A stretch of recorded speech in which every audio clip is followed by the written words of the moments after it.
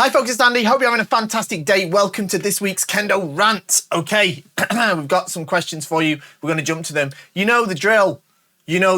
All right? Like, share, subscribe, leave a comment down below using the word Kendo to help us grow the Kendo population. It's very, very important that you do that. All right? Make sure you do that right now, okay? Leave the word, what a great Kendo video this is, best Kendo channel I've ever seen, something like that. Make sure you leave a comment that does that, and it definitely will help us grow the Kendo population. It's guaranteed, pretty much, okay? Pretty much. It's like a 99.9999998% chance that will definitely happen if you do that, okay? Scientifically proven method, that is. More importantly though, if you like the channel, if you like the stuff we put out, whether it's these Q&A videos that we do via Kendo Rant, feedback videos, we've got more feedback videos coming soon. Analysis videos, I've not done one of those in a while, but I will do one again very soon. And instructional content, I've been putting out Tip of the Week. Have you been watching Tip of the Week? Let me know in the comments, because Tip of the Week, it's been really fun to record. We've done some great ones. We've done, what have we done so far? We've done Urahikimen. We've done attacking from Chukan distance. We've done Men Suriagemen, that was a popular one. And then we did how to improve your door strikes just this week. Check them out. They're like really short, bite-sized videos, like less than 5 minutes.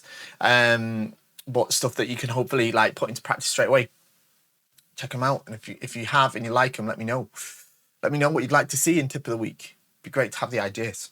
Right, let's jump into the questions. Oh, I forgot to plug KendoStar. That is bad. Someone needs to fire me. No.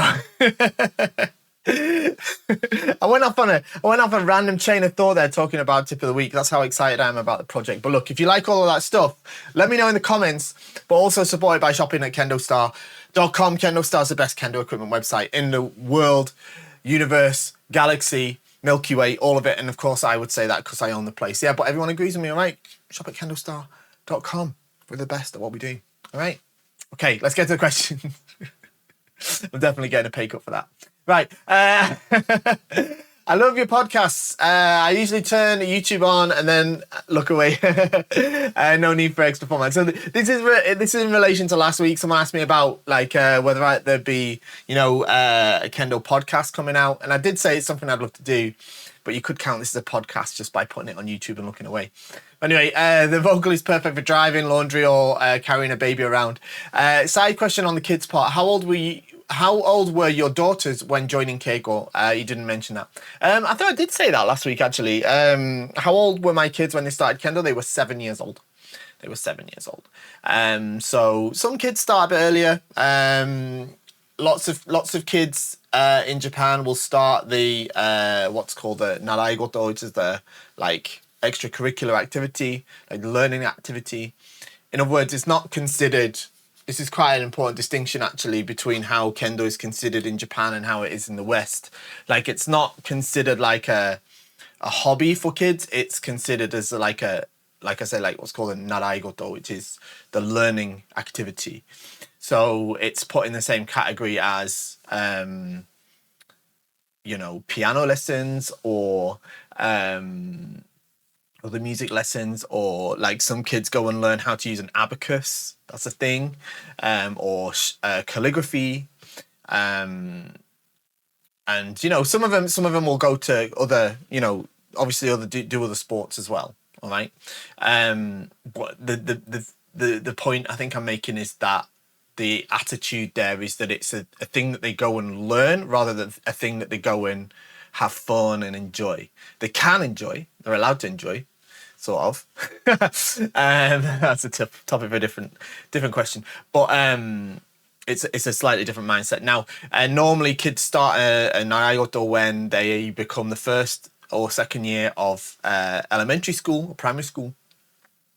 And my daughters started, Miyabi, my older daughter, she started at the end of her first year of primary school, just about to become the second year, when she was 7 years old. And Nagomi, she started at around the same time. And it was a little bit earlier, I think, for her. I think she might have been 6 when she started. I think it's probably she's. I'm not sure. She was 6 or 7, but I think she was a first year. Actually, she was a first year elementary school. So yeah, that was it.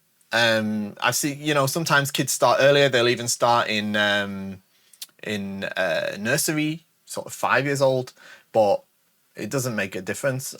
From what I've seen, kids like that. There are exceptions, but for the most part, when kids start when they're like 4 or 5, they don't really take it in. They're just messing around, sort of swinging the shinai and stuff like that. Which is fine. It's fun, stuff like that. And if they find it entertaining, that's cool. But they tend not to progress much until they get into a little bit older. I have seen exceptions, though. I have seen younger kids sometimes be sort of exceptional, but it depends on the kid and their upbringing and how strict the parents are sometimes. But I think 6 or 7 is a good age for them to start, to be honest. So yeah. Hi, since I have a KendoStar bookdoor for a while now, but I've noticed it's starting to deviate to one side ever so slightly. Is there a way to realign it? Feel it'll distract my potential partners in kata if it gets worse. Okay, so I think this must be, this doesn't tend to happen with the oak ones unless they're, excuse me, sorry. Unless they're subjected to some kind of really extreme situation, like temperature or something like that.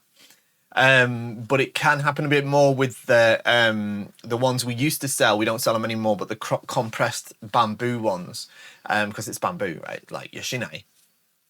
So it is possible that, like, with moisture and perhaps humidity or heat, that they could potentially, but we don't sell them anymore. But like with bamboo, what you could do is you could actually you could heat it with a heat gun. You could probably do it with a hairdryer, but I do it very carefully, and you could probably apply, heat it up, and then you could probably bend it back, I'm sure, if it's not very much. All right, that's what I would do. Okay, next one. Dear Sensei, recently you posted you turned your legs into jelly at the gym. May I ask what your routine is? I hope nothing too difficult like outrunning the YouTube ninjas. Yeah. My gym routine is very generic. It's very generic. I will I use a lot of the machines rather than free weights, because I'm no expert in it. I don't want to get it wrong, whereas the machines kind of guide you into what you're doing. I'm not trying to be a bodybuilder, of course. I'm just trying to retain enough strength not to injure myself and still, be able to move in the way that I want to. So some days I'll focus on upper body, some days I'll focus on lower body, and then I do quite a lot on the cross trainer. So I did this morning, actually, maybe like just half an hour on the cross trainer. But I go at quite a quick pace. I try to make sure that it's a bit gross, but I sweat a lot. Make sure that I sweat a lot, so that I'm doing what I can. I'm not sure if it's the optimum thing, but it kind of that I feel like the cross training gives a pretty good upper body and lower body workout. It's quite hard. That's what turns my legs to jelly a lot, actually. Because intensity is reasonably high and I move them a lot. So, and like when when it's like especially if it's the day after Keiko, then that, yeah, as well. So, but I mean, people often ask me about my gym routine and stuff like that. It's not specialized. It's not it's very generic. A couple of things I guess that I do that might be specific to Kendo is I do quite a lot of calf raises where I'll hold weights, and then keep my heels off the floor and raise up on the balls of my feet, or on my tiptoes almost, like this, raising on my calves. I do that a lot. And then I also like to do wrist curls when I don't have sort of injuries that prevent me from doing it at the minute. It's a bit tough, but well, I'll hold the sort of dumbbell against my knee and wrist curl like this. So it's for my forearms, which is what I use a lot.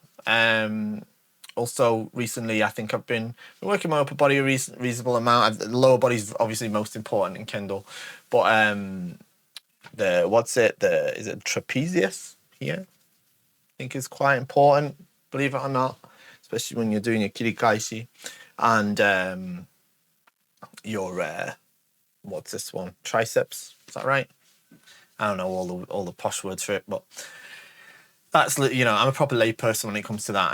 I keep things generic, all right, for the most part. Maybe if I put a lot of effort into like researching that more, maybe get a trainer or something like that, maybe I'd be in somewhat better shape than I am, but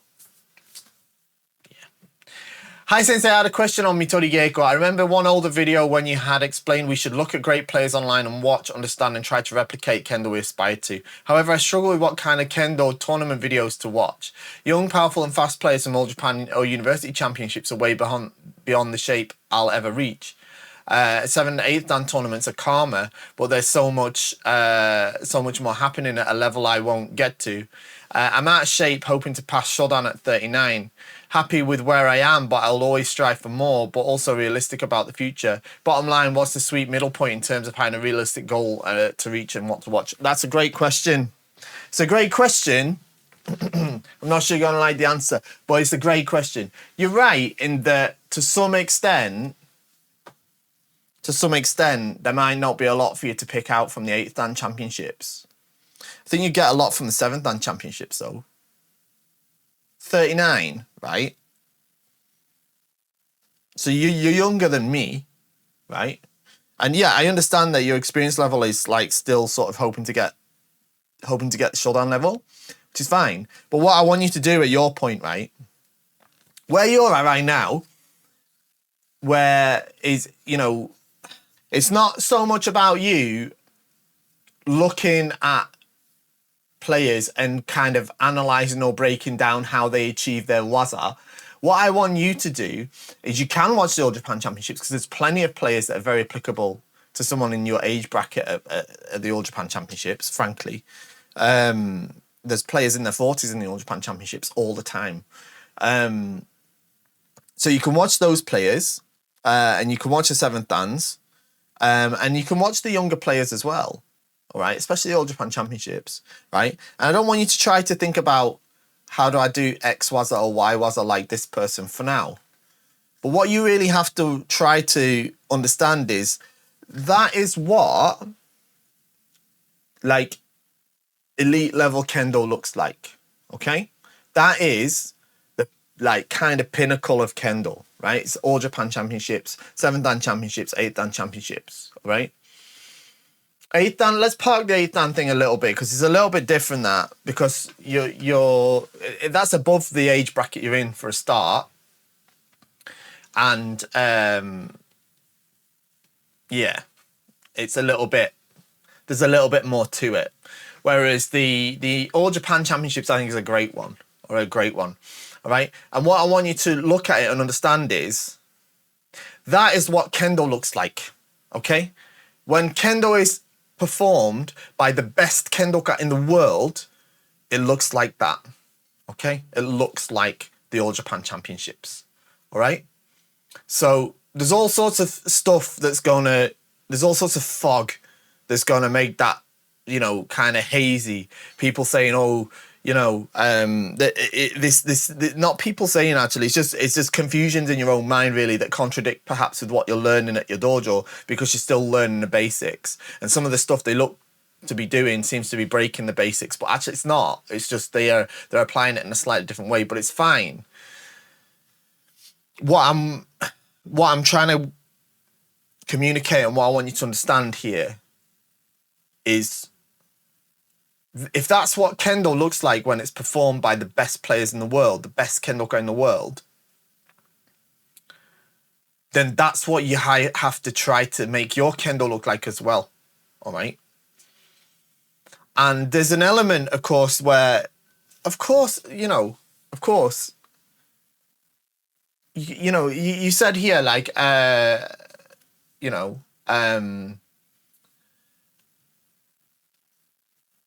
you've put, they're way beyond the shape I'll ever reach. Yeah, same. Same here. Yeah, same here. But does that mean that I don't aspire to it, or I don't, you know what I mean? Like, I don't abandon that still. Yeah, of course, I'll never be in the sort of shape or move the way that some of those All Japan champions move, especially the ones that are a lot younger than me. Some of them are like half my age, right? So, but at the same time, I want to do the best possible kendo I absolutely can. So I, of course, strive for that still. And no, I don't achieve it. It's not about whether I achieve it or not, in a way. I just try to get closer to it, all right? I try to get closer to it. So if you set your goal, it's not even setting your goal, but if you set your example as those players, as unattainable as that may be, whether that's true or not, it doesn't matter, yeah? Every millimeter that you get towards that is improvement. All right, every single millimeter you get towards that is improvement. So that's how you have to use Mitorigeiko to make your kendo become more like correct kendo. All right. So, you know, and yeah, you're going to hear voices, and there's probably going to be some comments in here. Oh, All Japan Kendo Championships kendo is not correct kendo. Okay, sure, if you say so, right? But for me it is, all right? For me it is, all right? And you're asking my advice, so for me it is. For me, it is, because that's why it's in the All Japan Championships, and especially when you get to later rounds or top rounds, yeah. You know, there's the proof is in the pudding in that regard, as far as I'm concerned, all right? Because the people who decide the winners, don't forget, aren't the players, right? The people who decide the winners are the Shimpan, who were the pinnacle of 8th Dan senseis in Japan, right? So, yeah. I mean, you get what I'm saying, right? I hope, all right? The way to do this, or to get what you're talking about, it's not about picking something, oh, well, I could do kendo just like that person, so I'll try to do that. You have to aim above that, I think, right? You have to look at those All Japan players. 39 is, you know, there's players that are older than you in the All Japan Championships, all right? So it's not an age thing, all right? Yes, you're hoping to pass Shodan, so it's an experience thing. But what I want you to do, and I'm just going to repeat this again just to make it clear, I don't want you to necessarily analyze specific waza. I want you to get a mental image of what kendo looks like when it's done correctly, and then I want you to try and do kendo like that. All right? I want you to try and do kendo like that. Okay? Listen to your sensei, of course. They tell you something, and, you know, because there is such a thing as trying to run before you can walk as well. Of course there is. Of course there is. Yeah? But if we stick to basic things like, you know, fumikomi, timed well with your striking, that's the thing that people at your level struggle with the most, all right? Good kamae, good push from the left, good fumikomi, and then good striking, yeah? These are things that people at your stage struggle with the most, and they're the things that I would look to the All Japan Championships level at to draw inspiration from. Okay? I hope that makes sense. Hey, Sensei, I hope life is good. When I first started training, I was taught to cut and go through in a straight line, turn and never step backwards on Zanshin. This seems to have changed in the last few years, and you yourself have said to keep your eyes on your opponent.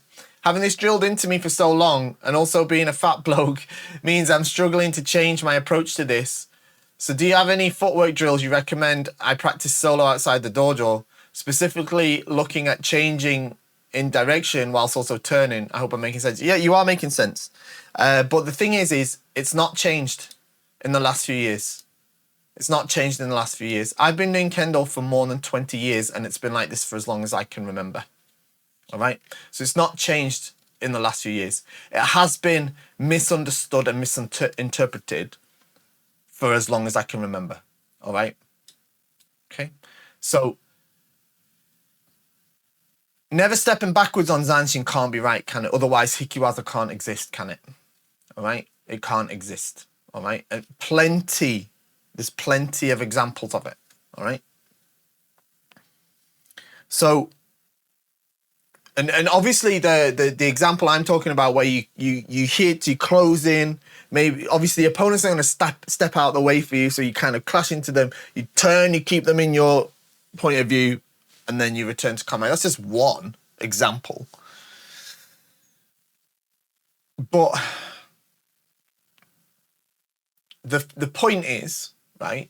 The point is that your intention and ideally your vision should stay towards your opponent, right?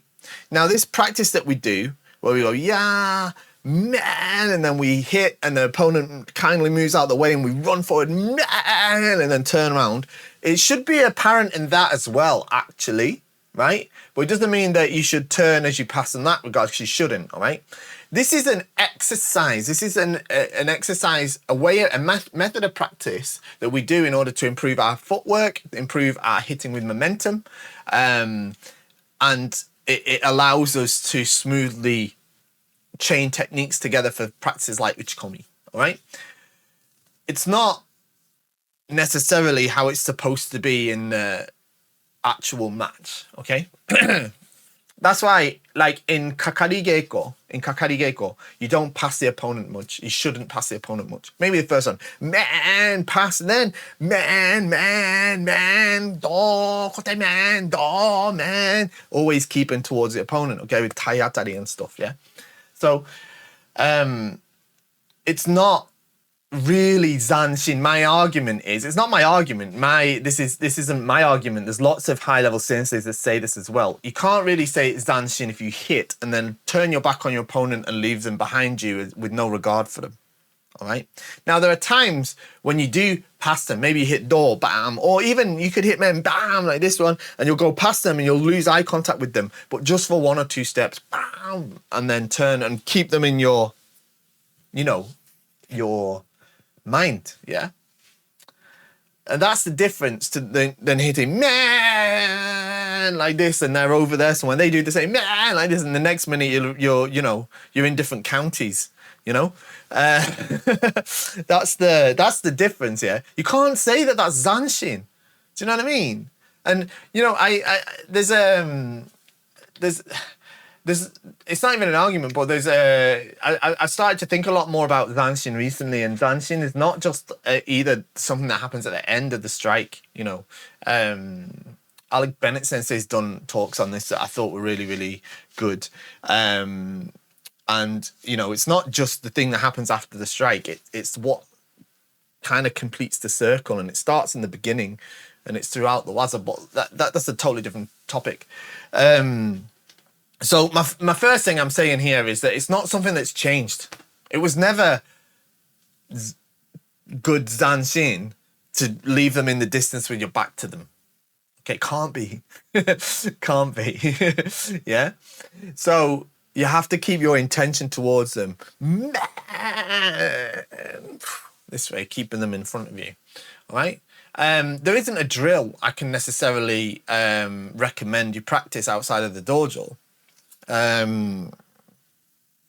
Because I understand that it's something that's kind of ingrained a bit as a habit, but I can't really necessarily say, well, practice this and it'll get better. I think you just have to kind of keep it in your mind when you're doing your Jigeiko. All right, yeah, that you don't want to be hitting and running off like that, like.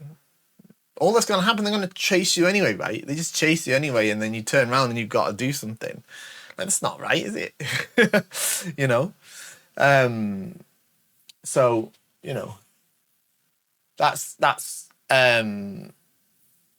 that's all I can say on it, really. I think you just have to try to keep it in mind, and like you say, figure out how the footwork's going to work. But yeah, it's again, it goes back to the Mitorigeiko question though. Really, go and watch some of the other guys, you know, in Japan playing, you know. And yeah, of course, right? Of course, you'll see, especially that higher level ones. Sometimes they'll hit men and they'll take a step or two past man this way and then turn around Zanshin this way. But they'll keep the intention there. You can see the difference. They're not just going man like they would in Uchikomi, right? So it's kind of, I think that's the thing, you know. Even if you watch like Hachidan grading, if you watch Hachidan Shinsa, like even if they pass after hitting the men, they often don't. Let's have a look. Let's see if I can see what. Let's see what I can find. Okay. So I found something here. All right. Let's see. It's eighth Dan Shinsa. This is from a great channel. I actually really like this channel.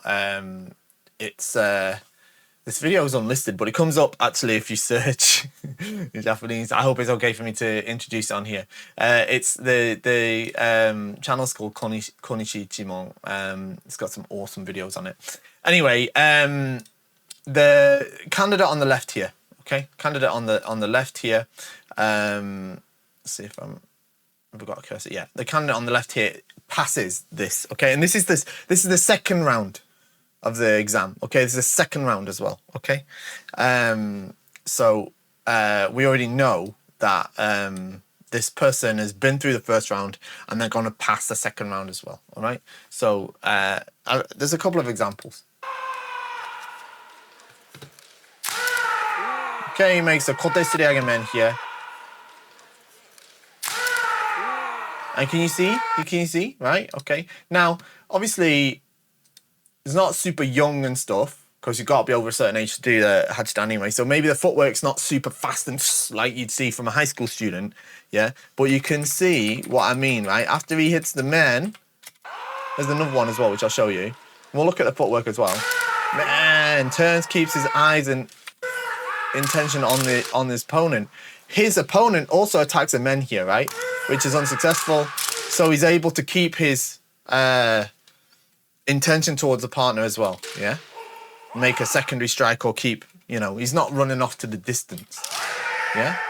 Remember, we're looking at this player now on the right is the successful candidate here, right?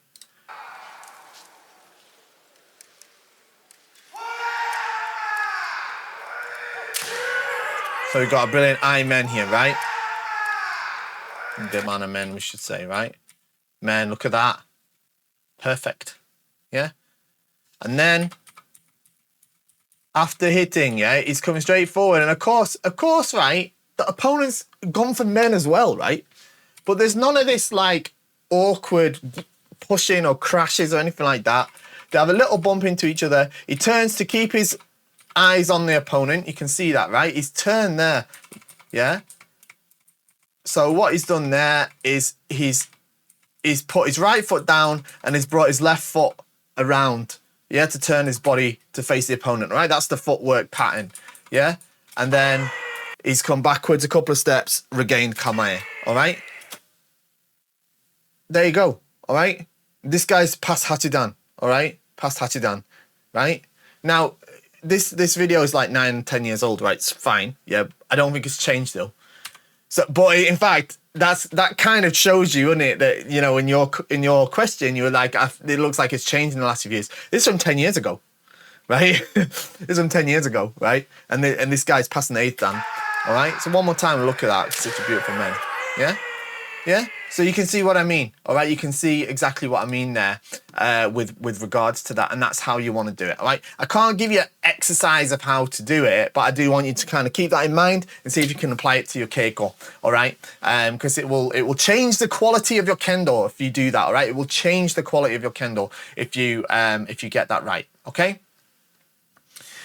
Hello, say someone has just become injured or lives with a permanent or chronic injury. At their dojo, many of the other people might already know. However, when they go to test, how and who should they let know? I was recently helping a group practice some kata here for the November exam period. One teacher kept mentioning my kata 7 My feet were wrong. Part of it was after the door cut, going down on my knee, and then with my right foot, I laid it flat on the floor. Yeah, okay, so he instructed me that it should be the toes on the floor and the ankle lifted. Yep, that's correct. I have had knee surgeries. I've had knee surgeries and have an issue when moving down on the knee, and actually hurts to put my foot in that position. When I take my next test, should I inform the panel or just kind of suffer for it for that short time? All right. I'm getting from the tone of your message that this is in Japan, all right, which is a bit different to everywhere else, all right? If that was here in the UK, when you register for your exam, you would let the grading officer know, who would then let the grading panel know, all right? They would let the grading panel know, and they would get a note on the desk saying that you can't make that movement with your foot or whatever, yeah? And it would be accounted for. I don't know if that provision exists in Japan, and I would not know how to go about it. I would expect the best thing to do is when you apply for your grading, you contact your prefectural federation and ask their advice. All right? Ask their advice. It wouldn't surprise me in Japan if their answer is, well, can't you do it for just a couple of seconds? Okay? And if that's their answer, and the answer is yes, you can do it for a couple of seconds, even if it's a bit painful, that might be what you have to do. But I'm not saying that's right or wrong. I'm saying that that's how the Japanese Federation Prefectural Federation might advise you. But they might say, okay, well, in that case, we'll make a note of it, we'll make sure the panel's aware, and we'll do that, all right? Same time, there's a high chance that if you're doing the kata in Japan that they don't even notice. There's a high chance of it. So, yeah. But don't risk that. Don't risk that. I think the best thing to do is reach out to them. All right? Or at the very least, ask your dojo leader in the first instance and ask them what they think. And then I think that's the only way you can do it. But what you need to do is wherever you are, you need to contact your federation.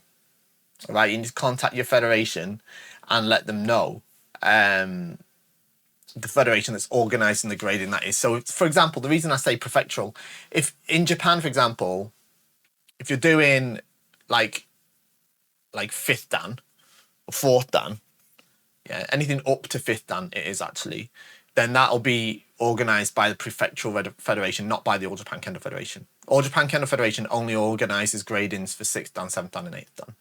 All right? If it's for 6th dan, 7th dan or 8th dan, then you need to talk to the ZNKR and see what they say. I don't know what the answer is going to be from them. But, you just have to ask them, see what they say. But I can't give you an answer on that because it's not up to me. But in the UK, from sitting on grading panels in the UK, I know that that's something that we've had in the past. All right. Okay, right. Let's have a look. Hello again. Thank you for always taking the time to answer my meandering questions. I have another one. That's fine. That's what I'm here for. And I suspect the answer may simply be practice more, but here goes nothing. What advice would you give to male practitioners when sparring with female opponents? I know it's a broad question. Okay, I'm going to like this one. This is going to be good. So please allow me to clarify. When I practice with people who are physically stronger than I am or who share a similar level of rough physicality, I can move freely without hesitation. However, when facing an opponent who is physically smaller or weaker, and I stress physically, not in terms of skill, as I'm often less experienced one, I find myself subconsciously holding back and reducing my speed to avoid causing injury, especially after striking. However, or rather, where should I seek the balance between performing my best kendo and offering meaningful keigo to my opponents, while still being respectful of differences in size and strength? And one more potentially yes or no, in your experience, does the thickness of scar have, which is the handle of the Shinai, by the way, have a significant effect on Tenouchi? Any thoughts would be great, thank you. I think that, so we'll start with the easy question. Does the thickness of the scar, that's the grip of the Shinai, have any significant effect on Tenouchi? I think it does, in the sense of it depends, like, what can I say? I don't think it's it's not like a direct effect in terms of if you use this size one, your Tenouchi will do this or whatever. It depends on your individual preference. And I think that different people find that different scar thicknesses suit them better for performing Tenouchi or how they want to grip the Shinai. So it's important to find the grip that you like and what works best for you, because it can affect it in that regard. Right. Big question.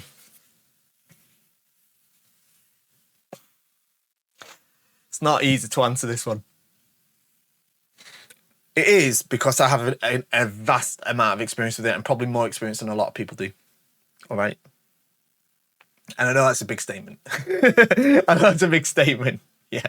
But you have to understand that I live in a household, I'll say household, where there's 4 of us in our family and 3 of us are female and only I am male. Okay, and we're all Kendoka and we all practice Kendo, and we all are practice with each other regularly, with the exception of my daughter now, my eldest daughter who's in Japan. We don't practice with her as regularly. Now my daughter though, Miyabi, she is at a high school in Japan that is a girls' school. Okay, so generally when I go to practice there, which I do often when we go to Japan, it's I practice there with the students and teachers there. I'm the only male. Okay. So I have a lot of experience of this, and I have done for a long time. Before I was in the situation I was in, even when I was living and practicing in Japan, for a long time I practiced with my company Kendo team, and we had one of the strongest women's company Kendo teams in Japan at the time, and we often, I often practiced with the women's team, so have a lot of experience in this, all right? And what I mean by that is I have quite a lot of experience in, like, and I've said this before on the channel, actually, just a bit of a tangent, is that, like, for me, like, some of the most inspirational and most important Kendo people in my Kendo career have been women. And it's not because they were women at all, it's just because I think they've got fantastic Kendo. And I've learned a lot from them. So with that said, how do I approach those practices? Now, of course, for the most part, if I practice with Miyuki, my wife, or I practice with Nagomi, my daughter, or Miyabi, my daughter, who I don't get to as much, or I go and practice at the high school, or even practice with the senseis, of course I'm aware of the fact that I'm bigger, I'm heavier, and I'm physically stronger than them, all right? Of course I'm aware of that, all right? Of course I'm aware of that. Does that mean that I tone down? Right. Tone down. I'd be lying if I said that I use 100% of my strength when attacking them, because I don't. I moderate it, all right? Does that mean that I attack slower? No, because I can, and I don't hit lighter, actually. I just don't do the tayatari so hard, all right? But I don't hit lighter, really. I guess I do a bit. It depends, and that's nothing to do with the gender, by the way. Like I generally, like here in the UK, for the most part, if I practice the koteuchi, I'll generally hit a little bit lighter in the kihon practice with people here, because they're not as. But if I practice with like some of the people that I practice with in Japan that are like maybe men who are in the police who practice very physical, they're used to it, you know, like, or when I was practicing with like company team members as well, like I'll hit them a bit harder. Because that's the environment there. They have to hit a bit harder to get the ippon.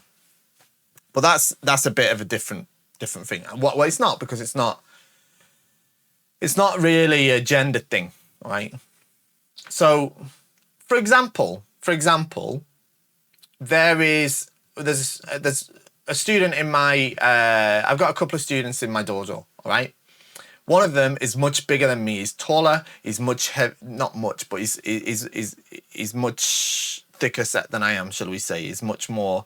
What should we say? He's much better built than I am. Okay. And we have another who is he's male, but he's much smaller than I am, and he's much lighter than I am. All right, and they're both similar level. Okay, they're both similar level. So, of course, I moderate the amount of force that I will make bodily contact with them. Okay, for the most part. All right, I won't. You know, that's the main thing, right? And yeah, that's probably the main thing that I'd moderate, is how much force I would apply when we clash together. All right, I will regulate that with whichever opponent I'm with. All right, but it does, again, at the same time, you know, if I practice at my daughter's school, or if I practice with Miyuki, or practice even like, and these days I've practiced with Nagomi, my younger daughter. Like if I kind of don't, if I tone it down, like Nagomi taught me a lesson a couple of weeks ago, because yeah, she's my daughter and I see her as a child. Yeah, I see her as a child, not just a girl, but a child. So yeah, I was kind of, you know, I'd seen she'd improved a lot recently, especially spent some time in Japan training, but I was still not kind of going the full 100% at her, because she was a kid. And she bossed me. They're brilliant men. And that taught me a lesson there that I had underestimated her, really, and I was not giving her the respect in that regard. So, you know, if I don't do that, if I practice with Miyuki, my wife, if I don't fully concentrate and I give full, you know, if I start like holding back, she'll just batter me, you know, like she'll hit me easily. And she'll know that that's what I'm doing. So, you know, but that doesn't mean that I can't regulate how much force I apply, especially, like I say, with the bodily contact, right? With the tayatari, or receiving the tayatari, all right?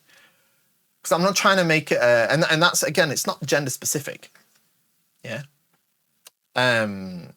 It's to do with, you know, size and build, right?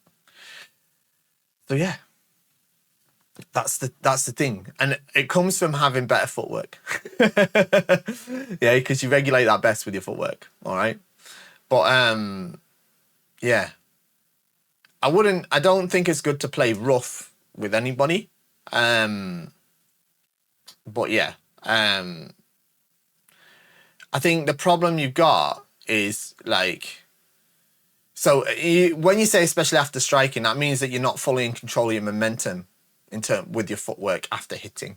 All right. So that's something you need to work on, so that you can control your momentum whilst not having to hold back in your striking itself. All right.